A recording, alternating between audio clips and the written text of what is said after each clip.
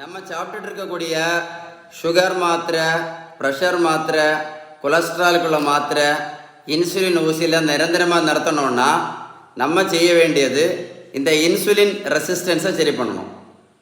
இந்த insulin resistance சரி பண்ணினா மட்டும்தான் மாத்திரையை நிறுத்த முடியும், இன்சுலின் நிறுத்த முடியும்.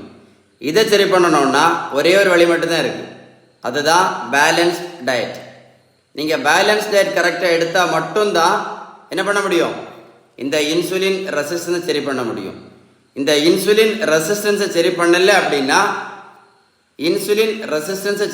அப்படின்னா வாழ்க்கை முழுவதும் முதல்ல ஒரு மாத்திரை, அப்புறம் 2 மாத்திரை, அப்புறம் 4 மாத்திரை, அப்புறம் 8 மாத்திரை, அப்படி மாத்திரை கூடிகிட்டே இருக்கும். நம்ம அதுக்கு கூடயே ட்ராவல் பண்ண வேண்டியது இருந்துக்கிட்டே இருக்கும்.